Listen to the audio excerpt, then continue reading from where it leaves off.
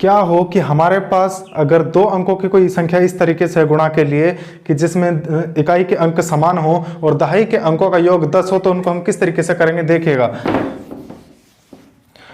मानकर चलते हमारे पास 64 है और 44 की गुणा करनी है। इकाई के अंक एक जैसे हैं और इन दोनों का योग 10 बैठ रहा है, तो हम इनको इस तरीके से कर सकते हैं। देखिए 4 चौक 16, यानी कि इनका किसी भी एक, इन दोनों में से किसी भी एक का स्क्वायर, क्योंकि दोनों ही एक जैसे हैं तो स्क्वायर कर लिए 16 और इसकी इसमें गुणा करके ये वाला अंक जोड़ देना है, यानी कि 6 चौक 24 और 4 28। ये आपका आंसर हो जाएगा। ठीक है, इसी तरीके से आप दूसरा अगर समझना चाहें तो इस तरीके से समझ सकते हैं, जैसे कि 82 हो गया और उसमें आप मल्टीप्लाई करोगे 22 की, इस तरीके से करनी हो तो देखिएगा इकाई के अंक एक जैसे हैं तो दोनों का हम क्या कर लेंगे, स्क्वायर लिख लेंगे। हमने यहाँ पर 2 डिजिट में रखा था, 2 ही डिजिट में हमें यहाँ पर रखना होगा, तो हम यहाँ पर क्या कर लेंगे 0,4 हो जाएगा।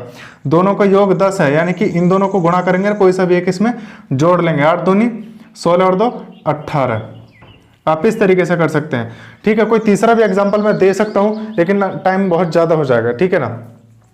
इसी तरीके से क्या हो कि अगर हमारे पास, अब तक मैंने आपको बताया था कि इकाई के अंक एक जैसे हों, लेकिन ये भी तो पॉसिबिलिटी हो सकती है कि दहाई के अंक एक जैसे हों, यानी कि जैसे यहाँ पर कि 5 और 53 और यहाँ पर 5 और 7, दहाई के अंक एक जैसे हैं और इन दोनों का योग सम बैठ रहा है, तो हम इनको इस तरीके से करेंगे कि देखिए इनकी गुणा करने का तरीका क्या होगा।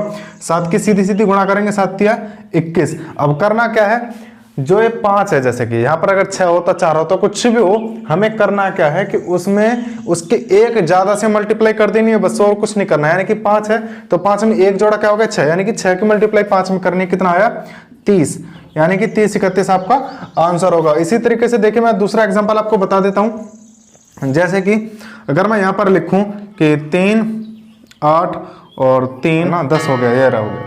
अब यहाँ पर 10 हो गया, ये सीधा सीधा इनका योग हो गया और ये हो गए एक जैसे, तो इनकी मल्टीप्लाई हम किस तरीके से करेंगे, जैसा कि मैंने आपको भी बताया था कि दोनों की मल्टीप्लाई कर लेंगे। 8 दूनी 16 और यहाँ पर कितना आएगा, 3 में एक जोड़ा 4, यानी कि 4 की गुणा करनी है 3 में, कितना आया 4 तिया 12।